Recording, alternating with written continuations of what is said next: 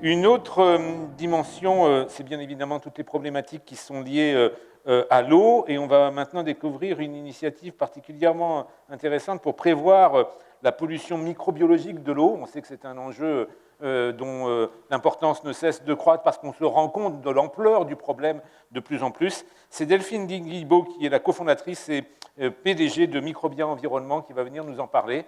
Microbien Environnement, quand on est sur des thématiques comme celle-ci, le mieux c'est de rendre les choses les plus palpables possibles. Qu'est-ce que vous faites très concrètement ?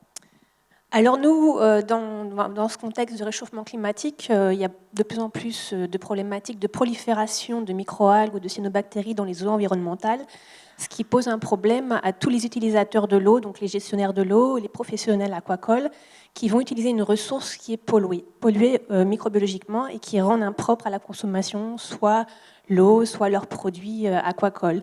Donc Microbia se positionne sur ce marché un petit peu innovant, enfin avec une solution innovante qui permet de détecter très précocement les cellules actives vivantes dans l'eau.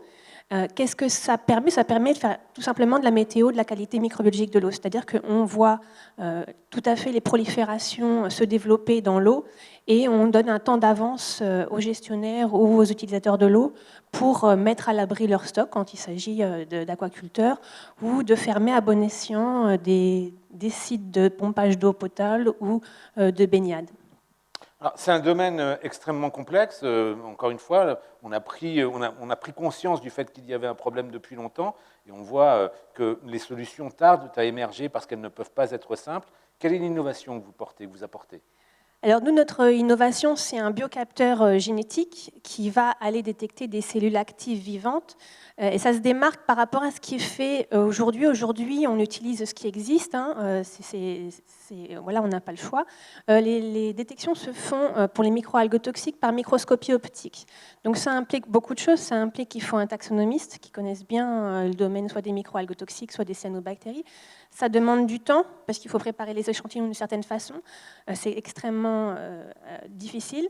Donc il y a toujours un décalage entre le moment où on prélève l'échantillon et le moment où on a le rendu de résultat, c'est-à-dire à peu près 2 jours.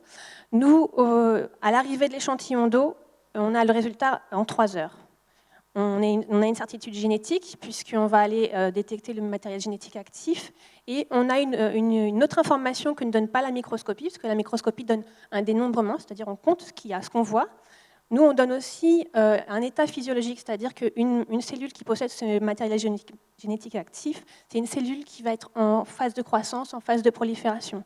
Donc on est capable de tracer des tendances de ces proliférations et on apporte de l'information utile aux gestionnaires avec un temps d'avance et on restreint les délais d'action. On est vraiment dans l'anticipation et la prévention, on n'est plus dans la gestion du risque. Ça permet une optimisation de la gestion du risque, pour le coup, comme vous le dites. Exactement. Par exemple, on travaille beaucoup avec le secteur conchilicole et on a à peu près 8 jours d'avance entre le moment où la prolifération commence et le moment où les coquillages sont contaminés et ne sont plus bons à la consommation. C'est-à-dire que pendant 8 jours, ils peuvent retirer leur production de l'eau et les mettre à l'abri. Donc, non seulement ils y gagnent en termes économiques parce qu'ils mettent à l'abri leur chiffre d'affaires, mais ils garantissent une qualité de produit à leurs consommateurs et ils sont en deçà du volet réglementaire qui est assez contraignant en France. Et du coup, on donne quelque chose qui n'existe pas aujourd'hui grâce à l'innovation. Quand on connaît ce secteur, et en tant que breton, j'ai quelques repères dans ce domaine, c'est effectivement quelque chose qui change le jeu, comme disent les anglo-saxons. Alors, on est dans un cadre, bien évidemment, où on voit l'innovation et cette rencontre entre la recherche publique et les entreprises sous les auspices de l'université. Qu'est-ce qu'elle change, l'université ? Qu'est-ce que change Sorbonne Université dans cet écosystème que vous êtes en train de bâtir et de faire évoluer ? Alors, étant issue du milieu universitaire moi-même, ayant travaillé comme salarié à l'université Paris-Sorbonne, déjà c'est un confort, parce que quand on crée son entreprise, c'est un peu un saut dans le vide, on ne sait pas où on va, on ne connaît rien, et heureusement, parce que sinon je pense qu'on ne se lancerait pas. Et donc ça apporte un confort, parce qu'on reste quand même dans un contexte scientifique avec nos collègues. J'ai la chance d'être hébergée sur le site de Banyuls à l'incubateur, donc il y a quand même tout ce qui est logistique aussi, parce que créer un laboratoire de biotechno de zéro, autant dire qu'au niveau financier, c'est très compliqué. Donc on a ce confort de l'hébergement, logistique, on a le confort d'être avec les collègues, on est en relation avec un réseau, comme ça a été précédemment dit. On est toujours dans un milieu où il y a beaucoup d'émulation, de réflexion, on reste au contact des dernières technologies, des évolutions. Et en même temps, on apprend à connaître notre marché parce qu'on est dans ce confort-là. Et puis voilà, sans l'université, je pense que je n'aurais pas pu créer dans de bonnes conditions cette société. Je ne sais même pas si on en serait là aujourd'hui. Au-delà de l'université, je me permets cette question complémentaire. Il y a une logique qui est déterminante pour les territoires. Les collectivités rentrent également dans cet écosystème ou elles sont un peu plus passives? Ça commence à être plutôt actif, mais c'est long. Il y a toujours un décalage. C'est l'expérience qui m'amène à vous poser cette question, parce que je sais qu'il y a encore du chemin à parcourir. Oui, il y a un grand décalage entre, on va dire, l'opérationnel et puis l'application, on va dire, politique. Entre les discours voilà. et les actions vraiment concertées. Et on fait plus, on a une grosse partie où on prend son bâton de pèlerin pour aller sensibiliser le monde politique plus, parce que le grand public est déjà très sensibilisé et déjà très touché par tout ce qui est innovant et tout ce qui est en relation avec l'environnement et la protection de l'environnement, notamment de la ressource en eau, parce qu'on parle beaucoup de pollution plastique, on parle beaucoup de pollution de l'air, on ne parle pas trop de pollution d'eau, et pourtant ça va être le problème du XXIe siècle, parce que déjà, je ne sais pas si on a entendu parler le phénomène de sécheresse, c'est connu, mais les étiages de nos rivières, de nos plans d'eau sont très très bas, donc ça concentre toute la pollution qu'on relargue dans notre environnement, et du coup on a vraiment des proliférations de microbiologie qui sont de plus en plus fréquentes et nombreuses, et on ne sait vraiment pas où on va. Il y a, je pense, aucun de mes collègues scientifiques qui serait capable de vous dire si on va avoir de plus en plus de prolifération ou pas,